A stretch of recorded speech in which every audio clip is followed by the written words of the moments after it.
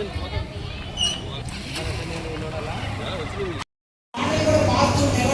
మాటలు ఎంచుకోవాలి, కొత్త మాటలు కూడా మనం ఎంచుకోవాలి. ఖచ్చితంగా సోషల్ మీడియా అన్నదాన్ని అలాగే ఈ ప్లాట్ఫామ్స్ కూడా బలమైన సాధనాలుగా చేసుకోవడం మీద ప్రత్యేకించి శ్రద్ధ పెట్టాల్సినటువంటి బాధ్యత ప్రజాకళ ఈ పని చేసేటప్పుడు ఇది మనము మాకు విషయం తెలుసు ఇది అని ఒక క్లాస్ టైప్లో చెప్తే ఎవరు వినేటప్పుడు సమస్య లేదు. అది చాలా పదులుగా ఎంత పదులుగా చెప్తాము, ఎంత హత్తుకునే విధంగా చెప్తాము అన్నది చూడాల్సిన అవసరం. ఆ విధంగా మనం ఈ నాటకులను చాలామంది కర్నూలు నుంచి నాటకుల క్రితం నుంచి కూడా ఇక్కడ ఉన్నారు. ఎంతో కళ్ళకు ఇది ప్రసిద్ధి చెందినటువంటిది. అంతేకాకుండా అనేకమైనటువంటి కళారూపాలు కళాఖండాలకు కూడాను ఈ కర్నూలు చాలా ప్రసిద్ధి చెందినటువంటిది. ఇటువంటి ప్రాంతంలో ఈ యొక్క 11వ ప్రజానాట్య మండలి మహాసభ నిర్వహించినటువంటిది చాలా సమంజసమైనటువంటిది. మనం గమనించినట్లయితే ఈవెన్ పల్లె పాట అని కూడా అంటారన్నమాట. అంటే మనం గ్రామీణ ప్రాంతంలో ఇప్పటికి కూడా మనం గమనించినట్లయితే వాళ్ళు ఏదైనా సామూహికంగా కొన్ని కార్యక్రమాలు చేస్తున్నప్పుడు వాళ్ళు పాట పాడుతూ చేస్తారన్నమాట.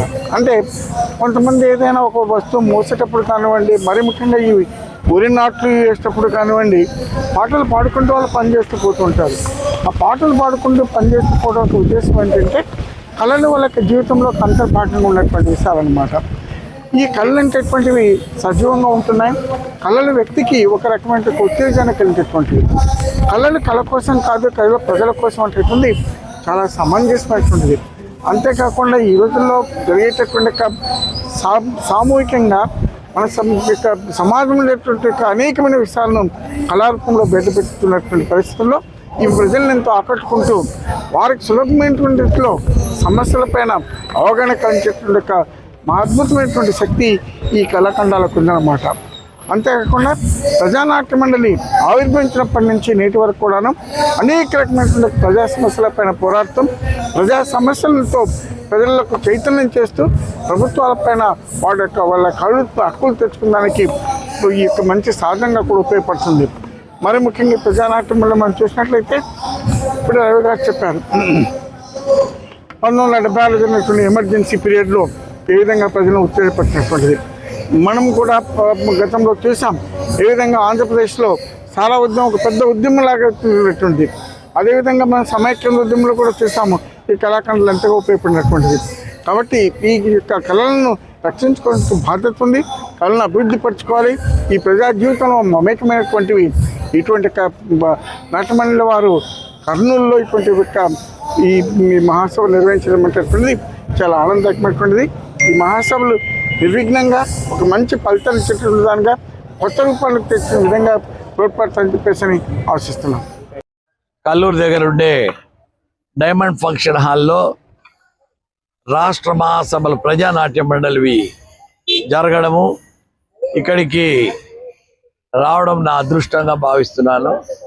ఇక్కడ ఒక పండగ వాతావరణం నెలకొంది.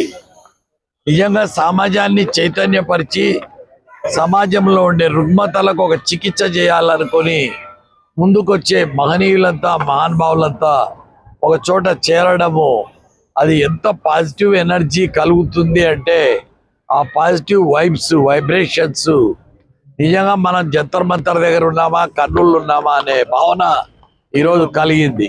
అంటే అంత బ్యూటిఫుల్గా వాళ్ళు అంత అలైన్డ్గా ఉండడం చూస్తే ఆశ్చర్యంగా ఉంది. ఒక కారణం కోసం, అంటే కంట్రీ డెవలప్మెంట్ ఏ రకంగా జరగాలి, సోషల్ కాన్షియస్నెస్ ఎలా ఇంప్రూవ్ కావాలి, ప్రజల దోపిడీ ఏ రకంగా జరుగుతూ ఉంది, ఎందుకు మన దేశంలో ఇన్ని వనరులున్నా, ఇంత తెలివిగల వాళ్ళున్నా, ఇంత విద్యావంతులున్నా, టెక్నాలజికల్ ప్రావెస్ ఉన్నా ఎందుకు డెవలప్ కాలేకపోతున్నాము అనే కారణాలు వీళ్ళు చాలా రకాలుగా వివరించడం జరిగింది.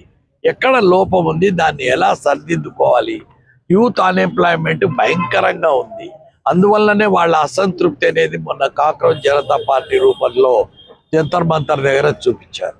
ఆ రోజు జరిగిన దుష్ప్రవర్తన ఏ రకంగా ఉంది అంటే అందరూ మహిళా జర్నలిస్టులను బాడీ స్పాట్స్ తాకడము, వాళ్ళను బ్యాటన్స్తో కొట్టడము, మిగతా వీళ్ళను ప్రొటెస్టర్స్ను పెల్లెట్ ఇంజురీస్తో ఒక అమ్మాయికి కన్ను కూడా పోయింది, విజన్ పోయింది. ఇంత ఘోరంగా మన దేశమేనా ఇది, లేకపోతే ఏదన్నా ఆటోక్రాటిక్ కంట్రీనా అనేంత భావన, ఆ నిరంకుశ ధోరణి ప్రభుత్వం అణిచివేతకు గురి చేయడం అనేది చాలా బాధ అయింది. ఈ రకంగా యంగ్ చిల్డ్రన్ వాళ్ళు, they are the heroes of our country. The destiny of a nation is decided by the youth of the country. కాబట్టి వాళ్ళని బాగా చూసుకోవాలి, వాళ్ళ ప్రాబ్లమ్స్ ఏవో అడ్రస్ చేసి మన ప్రధానమంత్రి కానీ మిగతా వాళ్ళు కానీ మనందరినీ ముందుకు తీసుకుపోయే విధంగా ఈ దేశంలో ముందుకు పోవాలని నేను కోరుకుంటున్నా. ముఖ్యంగా కళల ద్వారా ఈ సమాజాన్ని చైతన్యం చేయడం అనేది ఎప్పటి నుంచో ఉంది. అది ఒక 100 yearsగా పురుడు పోసుకొని మన దేశంలో ఇంకా అంతకు ముందు కూడా ఈ దేశమే కళల దేశం. ఇది చాలా ఓల్డ్ కంట్రీ, ఇది ఏన్షియంట్ కంట్రీ. ఈ కంట్రీలో బుద్ధుడు ఉండినాడు, మహాత్మా గాంధీ ఉన్నది, మదర్ తెరిసా ఉన్నారు, రవీంద్రనాథ్ ఠాగూర్ నోబెల్ ప్రైజ్ వచ్చింది గీతాంజలికి, ఇంకా తిరుపతి మహాకవులని, వేమన, అల్లసాని పెద్దన, నన్నయ్య, ఇప్పుడు కూడా అష్టావధానులు, శతావధానులు, మన రకరకాల భాషలు జాతులతో రకరకాల కళాకారుడు, నటులలో అయితేనేమి తెలుగు నటులు ఈ కంప్లీట్గా ఈ గ్లోబ్నే శాసించిన వాళ్ళు ఉన్నారు. బాలీవుడ్ నటులు హాలీవుడ్ నటుల కన్నా బాగా చేసేవాళ్ళు ఉన్నారు. ఈ నటన సామర్థ్యము, ఈ కళల పోషణ అనేది మన దేశంలో విరివిగా జరుగుతుండడము, మన దేశాన్ని, భారతదేశాన్ని గౌరవంగా ఫీల్ అయ్యే విధంగా కళాకారులు తీసుకెళ్లడం అనేది నిజంగా మనం ఎంతో గర్వించాల్సిన విషయము. ఈ ఫ్రీడమ్ ఆఫ్ స్పీచ్, ఫండమెంటల్ రైట్స్ను సుప్రీంకోర్టు జడ్జిలు ఆలోచించి కాపాడాలి. ఈ యొక్క ఈ విప్లవం విధంగా ఉండే ఉద్యమాలను మాత్రం అణచకుండా ప్రజలలో చైతన్యం తెస్తే మన దేశం కూడా ఒక డెవలప్డ్ కంట్రీ లాగా అవుతుందని నేను ఆశిస్తున్నాను.